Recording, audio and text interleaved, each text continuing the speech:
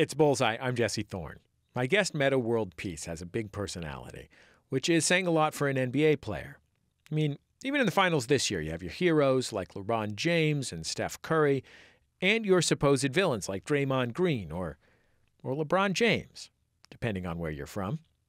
LeBron James is definitely the bad guy. Go Dubs. And if you polled NBA fans, Metta World Peace would probably wind up in the villain category, even though he's been named an All-Star and won an NBA championship in 2010.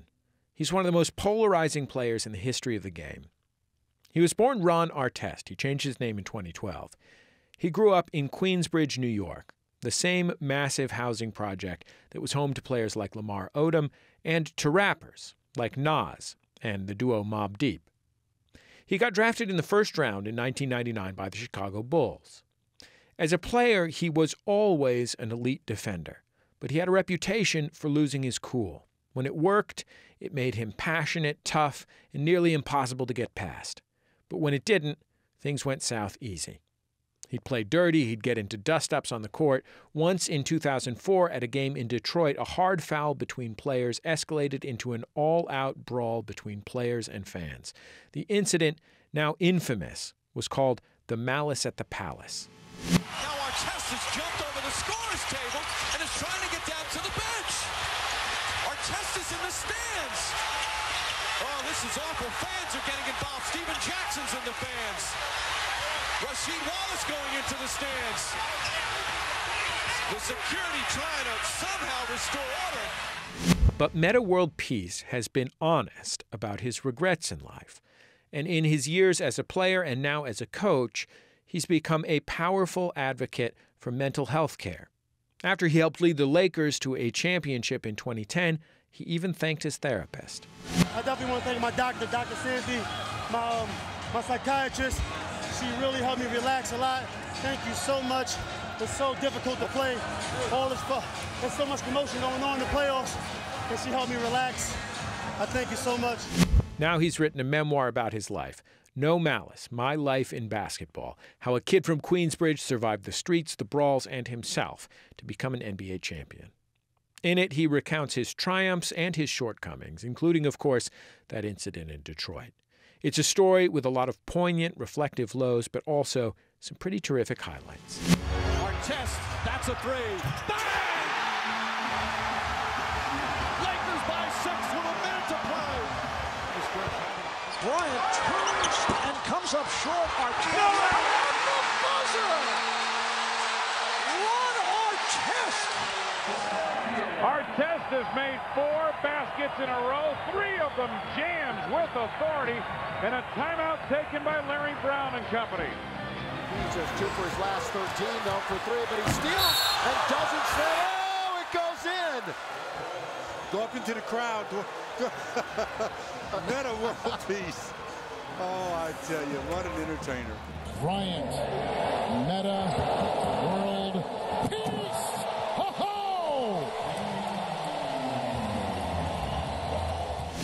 Metta World Peace, welcome to Bullseye. I'm so glad to have you on the show. Yes, thanks for having me. Absolutely. One of the things that I found the most fascinating in your book was you talking about growing up in Queensbridge in New York.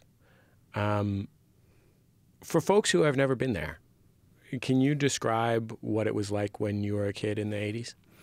Yeah, and I grew up in 1979, and then in the 80s, it was tough because although you had your kid moments, you have fun, you're in the park, you're doing different things like playing skelly or hopscotch.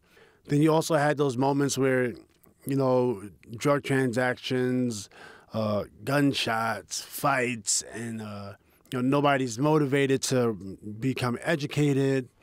You know, all those things were taking place, and you just become that. I always tell my kids, you always got to watch who you're around because you will start to act like those people. You know, and it's not that they're bad people, but if you're trying to be innovative and progressive, you know, it's going to be hard to do that in an environment like I grew up in. You grew up with a lot of family in your house, right? Yes. How big was your family?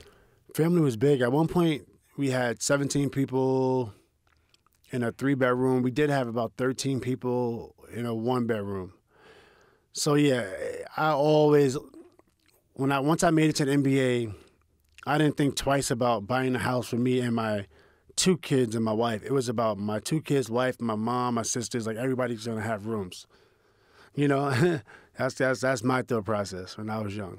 Did you have this? I mean, like, I grew up mostly an only child. Okay. My wife grew up in a big Catholic family. Okay. And when we got together when we were teenagers, I was always anxious being at her house. Yeah. Because there was just always people around. It was very normal for her. Yeah. And for me, I was just like, I just want to go sit and read a book somewhere quiet. You know what I mean? Like, just to have some peace. And everyone was like being nice to me, you know what I mean? But I think for her, sometimes it was the opposite. You know, it was like if there wasn't that clamor, then she wasn't at home. Right. And it's true. And that's how you grow up. You get used to it.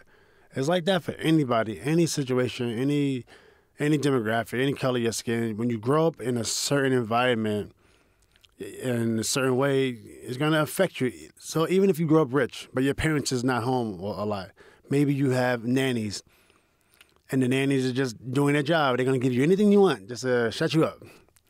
You're going to grow up like an entitled kid, you know? Or maybe you're like Stephen Curry. You know, his dad grew up pretty wealthy. Well, his dad made it, and he grew up pretty wealthy, but he's still a driven kid. So something's happening in that household. And you can see their parents are on TV together, you know, and not everybody is as fortunate. And you look at a guy like LeBron James. You don't really see his father in the picture, but you see his mom, very supportive, you know. And so it's amazing, like, what shapes a What do you think it was that shaped you? For me, I mean, definitely my mom, my dad, but, you know. They were together when you were very young and then separated, but they were both part of your life, right? Yeah, they was a major part of my life. So that's why people see 2 sides of Ron Artest a lot. It's not one side.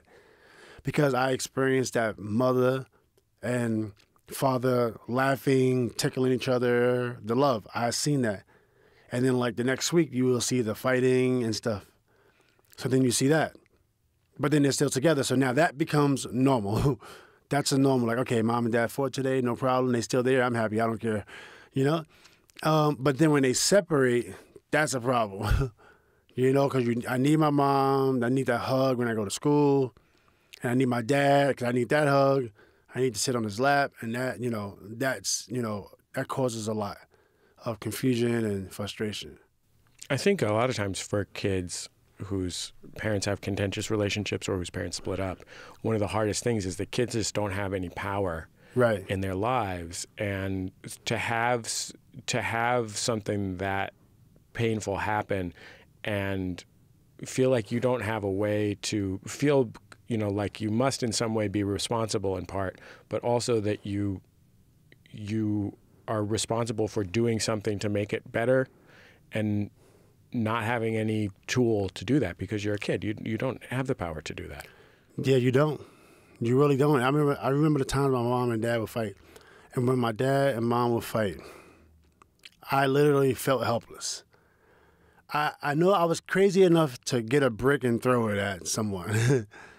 But I didn't want to do it because I didn't want to miss. You know what I'm saying? But you're helpless. You can't do nothing. And it's like, you don't want this. You want it to stop. You know, and I know a lot of kids go through that. You know, and immediately when I started to have fights with my ex-wife and verbal fights in front of my children, at that time it's like, okay, I don't think we can be together because I was spiraling out of control. You know, and not being a loyal, a faithful partner, not being a good parent. So for me, I said, okay, I have to separate. I've seen this before, you know, and for that, I have a better relationship with my kids and a better relationship with my ex-wife. Unfortunately, it's under these circumstances, but I've seen that whole story before. When did you start playing basketball? I started playing when I was 8. Yeah, my dad brought me on the court. I forget how he got on the court, but I think like he thought I could release some energy. Your dad had been a fighter, right? He was a boxer. Like my dad was a boxer, yes, Golden Gloves, and then he had me. When he had me, he got a job. He was supporting his family. He was a hard worker, really hard worker. Is he as big as you are? How tall are you? He's 6'2". He's wide. He's probably about 240. When he was in his prime, like 240. My family's very, like, we don't look as heavy as we are. You know, I'm like 270, and I don't look 270, and we all like that. And so I always wanted to box. He never let us box, though. Never let us box. I mean, I can understand why he wouldn't want to let you box. Yeah. It's not safe. Yeah. He didn't.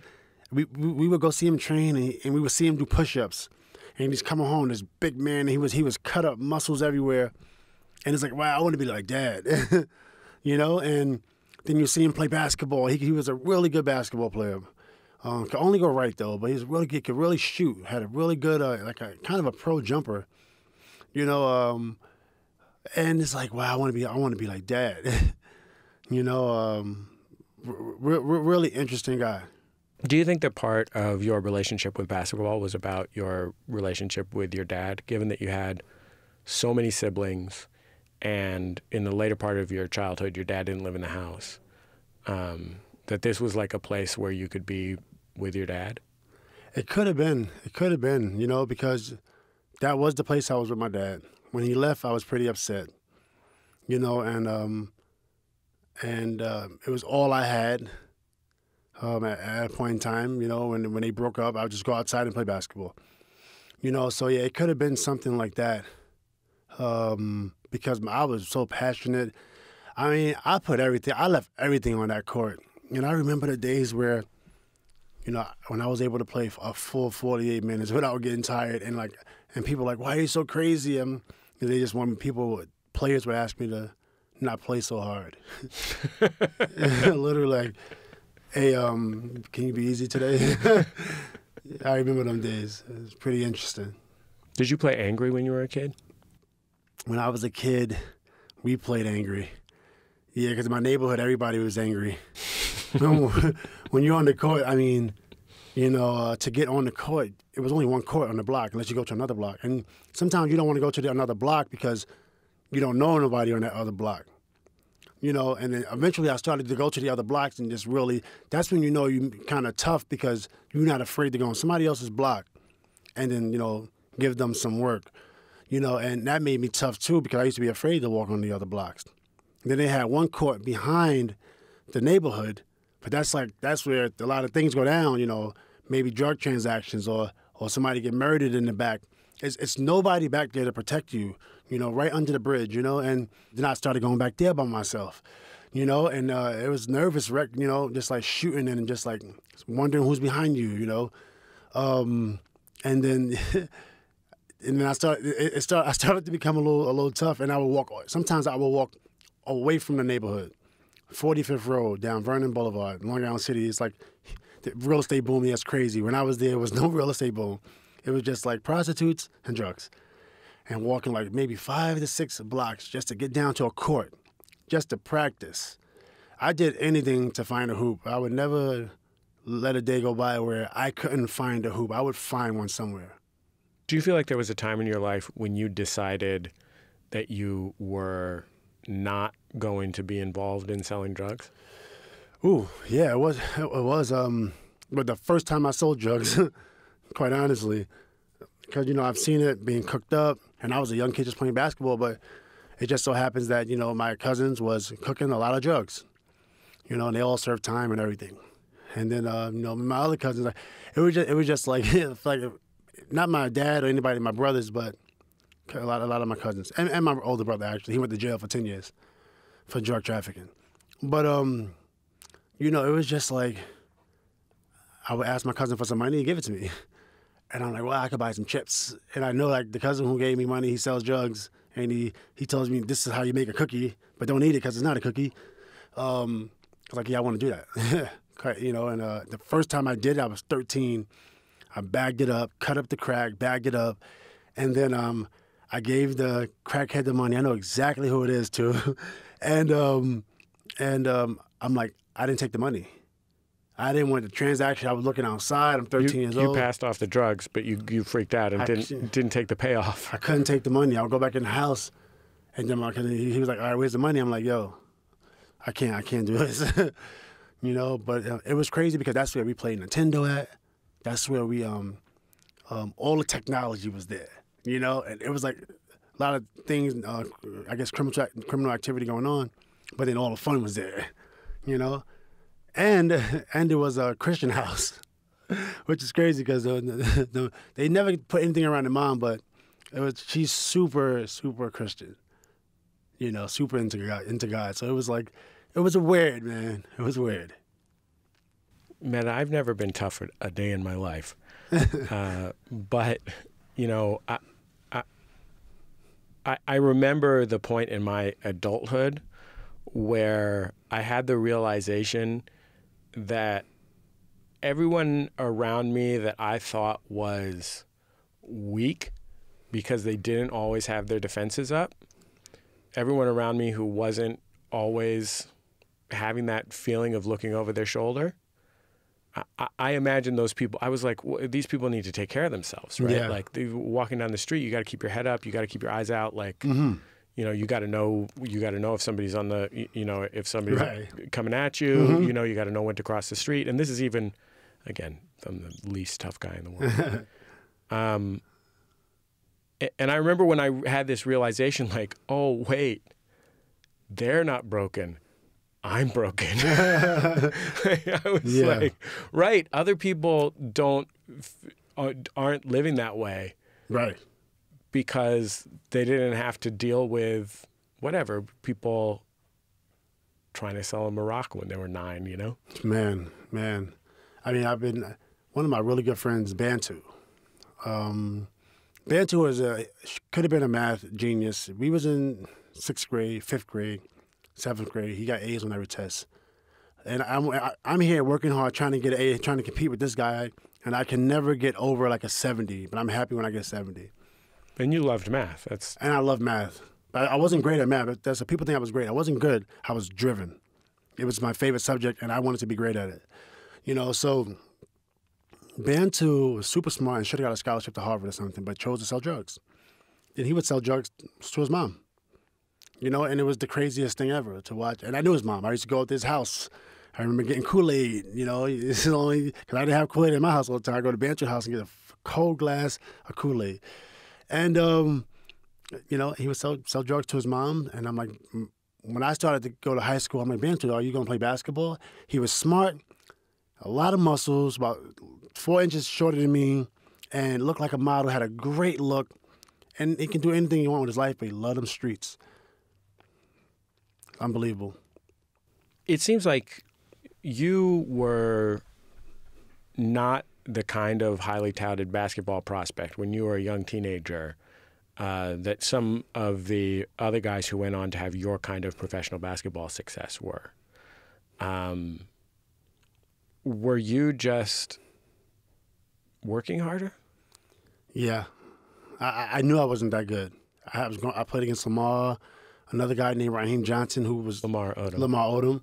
I played against Lamar. Lamar was always amazing. His partner, Raheem Johnson, was better than both of us by far. But he just, you know, he loved the streets also. And, yeah, but I knew I had an uphill battle. I remember seeing Shea Cotton and hearing about Shea Cotton. And I remember hearing about Kobe and Tracy McGrady. And I'm like, okay, if I'm going to make it, like, I got to go in and because I wasn't as good. You know, and people could see my game. I have a lot of flaws in my game even now, like when I played. And they knew I wasn't that good, but I was tough enough where I wasn't going to let you stop me, you know, and I was going to stop you, you know, and I was going to be on the floor and play a lot of minutes. And nobody knew I was going to be an all-star or Defensive Player of the Year and possible MVP candidate and knocking down big shots, you know, and it was just hard work. And it happens a lot. It's not just me. You look at Mitchell and you look at a lot of these guys, you know, coming out of nowhere. Kuzma from the Lakers, you know, they just working harder. It seems like you had the same problems playing basketball as a teenager that you had in your NBA career, especially earlier in your NBA career, which is every so often you would, you know, throw a whiteboard across the room or something like that. Man, too many of those. It seems like you didn't. One of the things that changed as you got older was that when you were younger, at least as you described in the book, you almost didn't think of that as a problem because it was, I mean, I imagine it was really tied into exactly the same stuff that made you work so hard. Man, yeah, it was. It was like when I was a kid. I remember throwing a chair at a referee. I was in the 8th grade, and somebody fouled me. He didn't call it. We were losing. I was so mad. I throw the chair, and he was a police officer, by the way. Then I get kicked out of CYO. Can never play again. I've been suspended every year I was in school, by the way. I think I said that in my book. I was suspended every single year. Preschool, nursery, all the way up to high school. I don't think I got suspended junior year, but I did get, and maybe I did. I cannot remember a year. Even in college, I can't remember one year I never got suspended for something, right? And it's just like, where's the rage coming from? And then when I was 25, I kind of know where the rage is coming from now as I look back. And it wasn't just from my environment.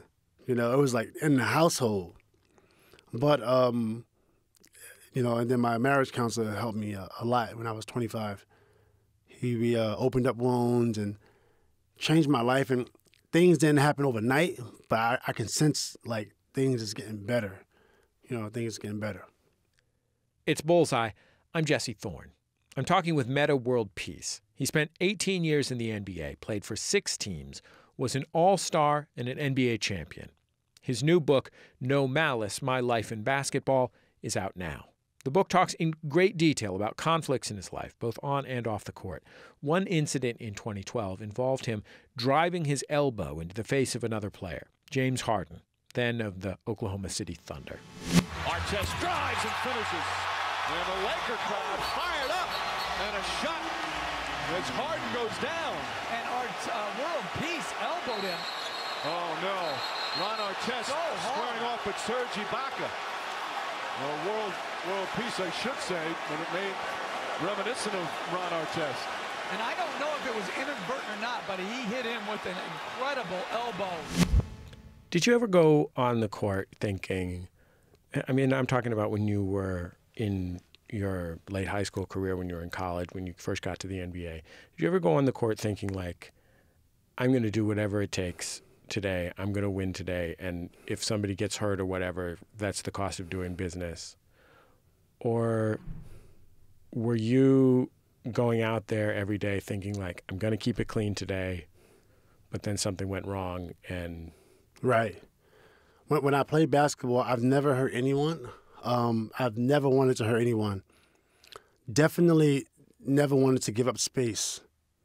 And that was one thing, like, if you wanted to post up, I'm not letting you get to your post up, and you have to go around me or through me to get there. So, but hurting people was never an option. A lot of the flagrant fouls came from the hustle. It just always extreme hustle. Sometimes, like, if you're in the air and I don't want you to get a layup, I'll just grab you out the air and put you down slowly, or if you're going for a layup, I'm going to try to block your shot, or I'm hustling, but I never hurt no one. The only one I came close to hurting was James Harden, but he pushed me from behind, and the elbow was vicious when I elbowed James Harden. It was this is kind of a famous play for NBA fans, but the two of you were running down the court after a basket. You got tangled up. We didn't get tangled up. He came behind me and kind of gave me a push. It was a light push. And you gave him what maybe you intended as a, hey, give me some room, elbow. Can you curse on the show? You can. We'll bleep it. Okay, well, it was like a get the freak away from me. Get off me. Don't touch me, right?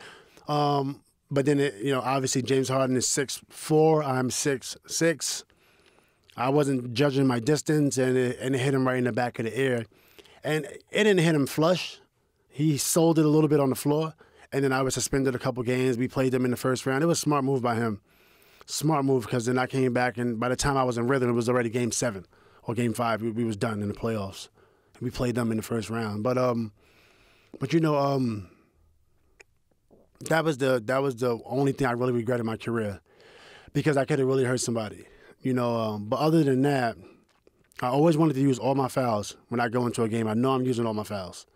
I get sick, and I can play with 5 fouls. I can play 5 fouls for 2 quarters, which not many people can do it. So coaches never felt like they had to take me out. And It was just like, for me, I just didn't like people scoring. When people would score, or if I would lose, you know, I didn't deal with it. I didn't deal with it how I wish I would have dealt with it. In what way? I mean, I wish I could just lose and go home, eat, just go home. No, I wish I could have just like lost a game and just like, and still go out with my teammates and eat some dinner. I was literally sick. I took it home. I argue with my wife, you know. I don't go out with my kids because I want to go to the gym and get better. We'll be in Indiana, you know, lose a game and everybody's going home. I'm in the gym, you know, and my wife is waiting for me. And I just say, just go home. I'll see you later. Don't get home at 2 a.m., you know, something like that. I hated losing. You know, I just couldn't take it. I couldn't deal with it. Couldn't deal with it. After that incident with Harden, did you ever talk to him? I didn't speak to him, but I seen him. I didn't reach out to him or anything like that. But when I saw him, it didn't land flush. That was a hard elbow. If it had landed flush, Harden would have had a super knot on his head. He would not have been able to function. It didn't land flush, nor did I want it to. It was more like when he shoved me from behind a little bit. It wasn't tough.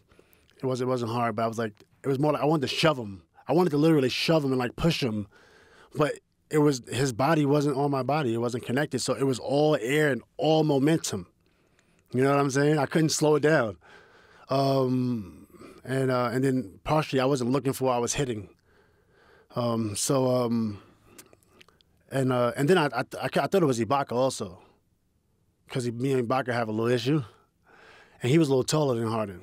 That whole instant was kind of like that's one thing I regret, like even more than the brawl. You know, because in my track record, I never hurt nobody on the court. Nobody ever got a hurt knee. I mean, you might have ran into me and maybe got bruised or something, but I never took anybody out, never low bridged nobody, you know, never came up under nobody's foot, took them out the playoffs, none of that stuff. You know, I was watching the brawl that you referred to, which is commonly known as the Malice at the Palace. Yeah. And your book is called No Malice. And, you know, I didn't remember that much about it other than you and some teammates had gone into the stands and that it had led to monstrous suspensions. Yeah. That was pretty much all. I mean, this is 15 years ago now. Yeah.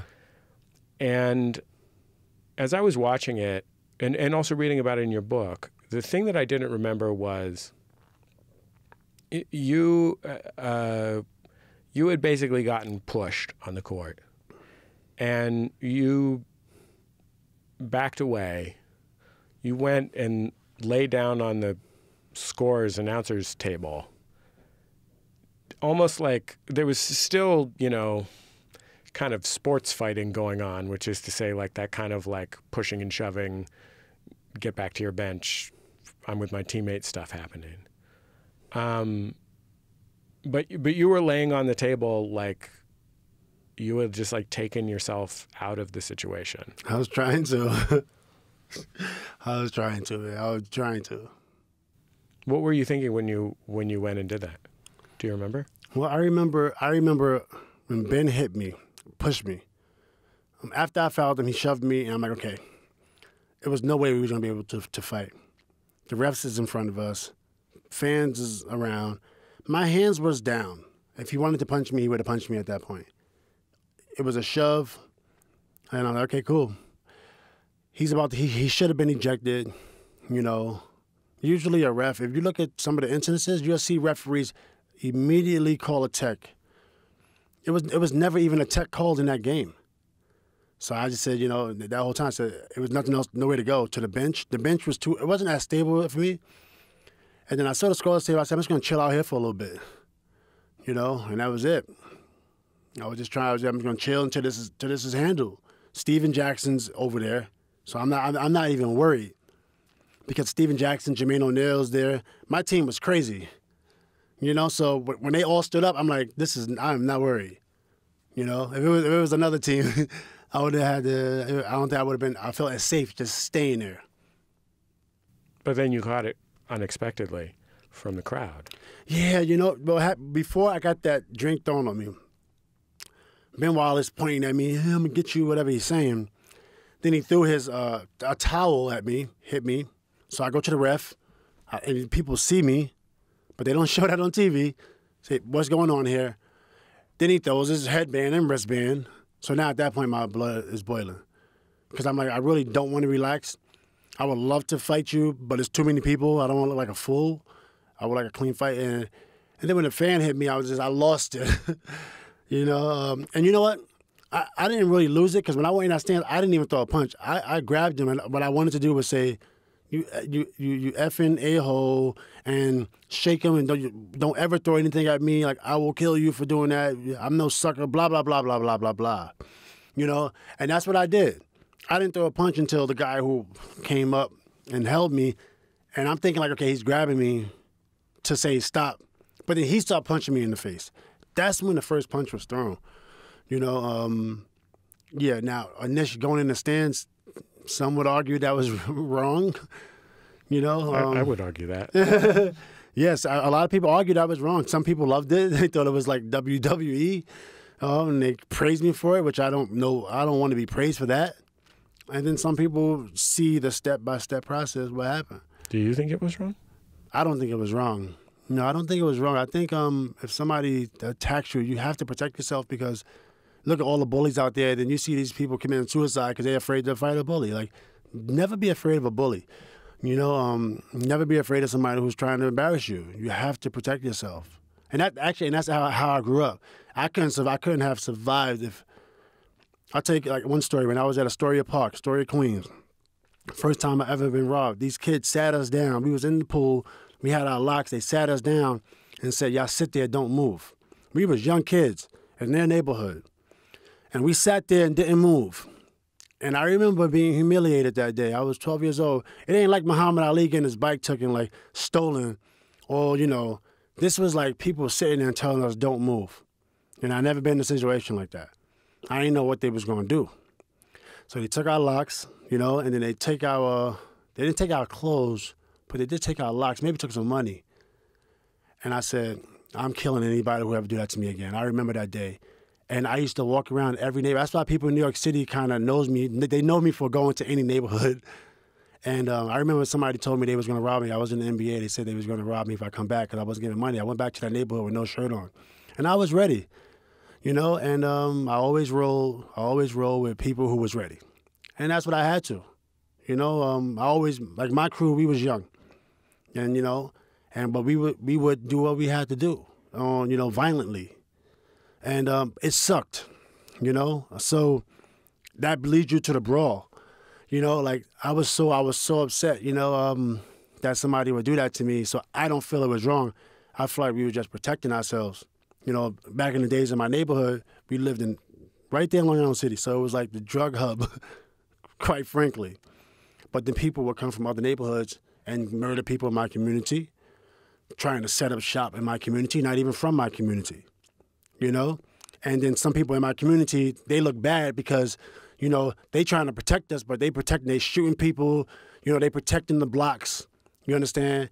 All they doing is trying to keep, well, they want to keep the drugs in the neighborhood, but they don't want nobody else coming in our neighborhood and not only selling drugs, but committing murders and crimes and killing people in our neighborhood, you know? So that was the type of stuff, like, that was embedded, quite frankly.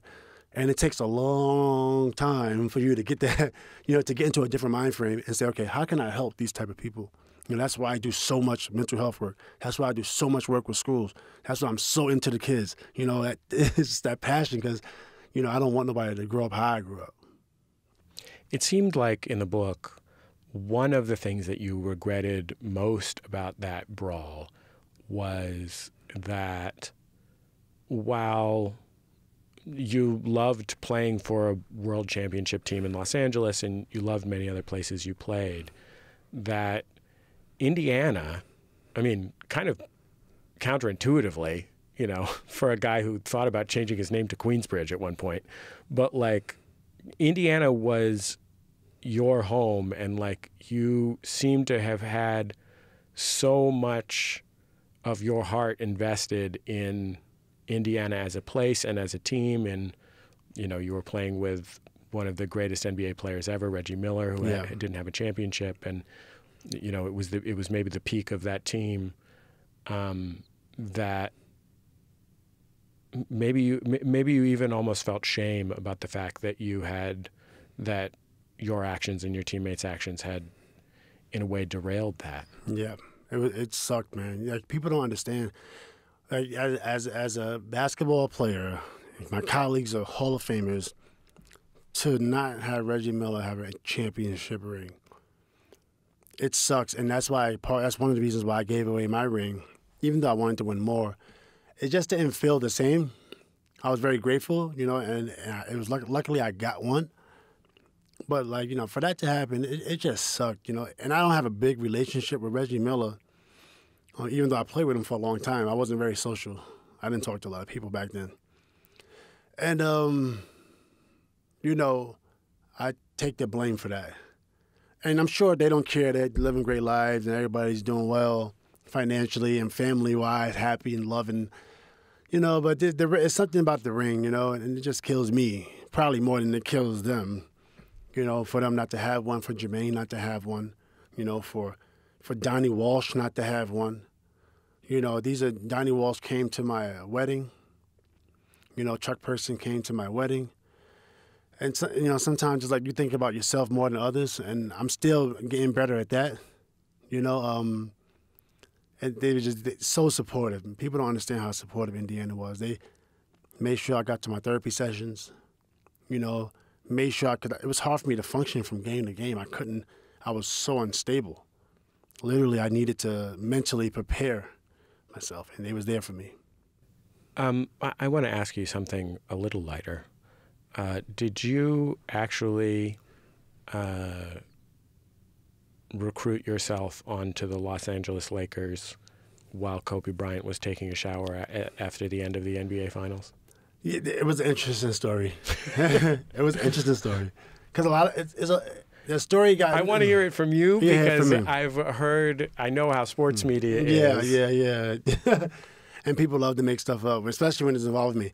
So I went there with a Sacramento Kings shirt on because I wanted to sign back with the Sacramento Kings for life.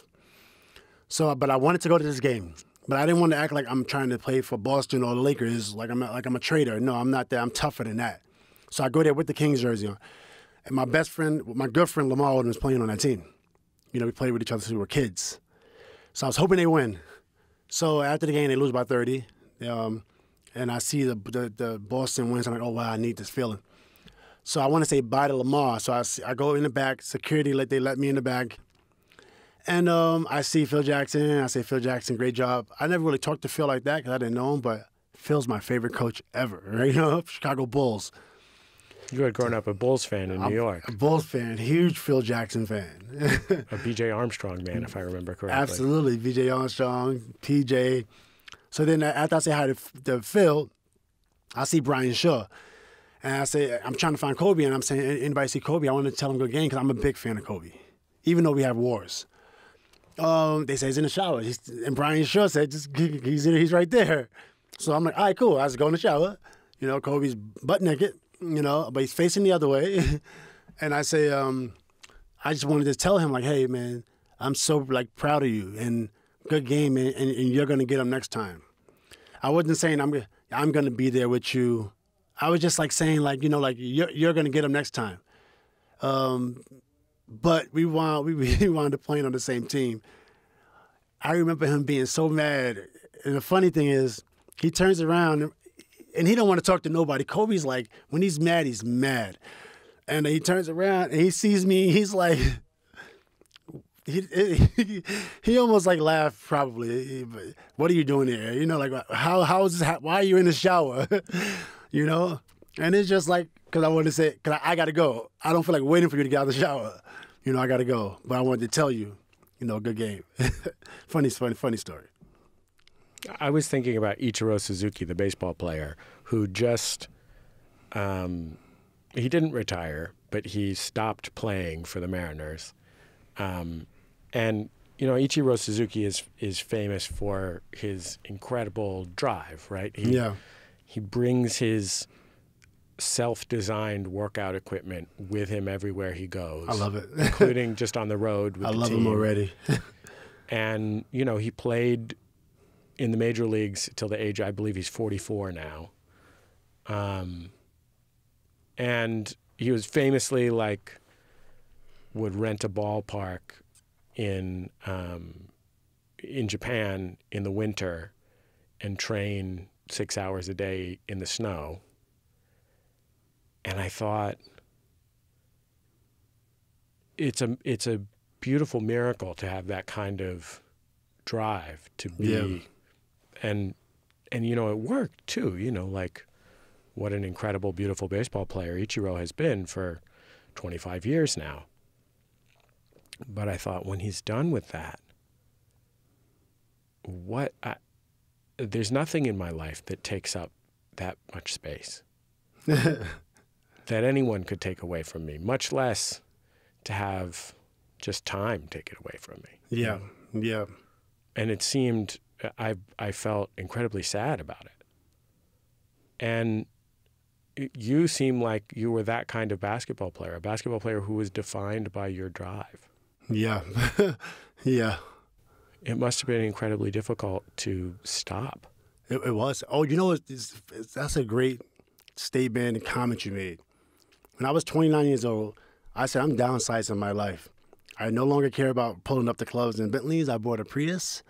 I lived in a little apartment on Westwood. I was going to get a studio apartment, but right before, the problem was my kids moved with me, but they was living with my ex-wife in Indiana. And then when they moved with me, all my kids, because me and my ex-wife have a relationship like that. So then that's the only reason I got a bigger place, So it was such a good feeling to downsize. My thought process, not having to be number one no more. I didn't care. I worked hard, but didn't care.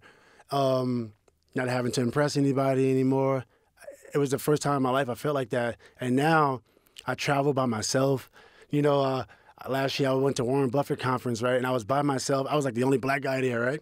And but I'm by myself, like 20,000 people in this arena in Omaha, and it's just such a good feeling.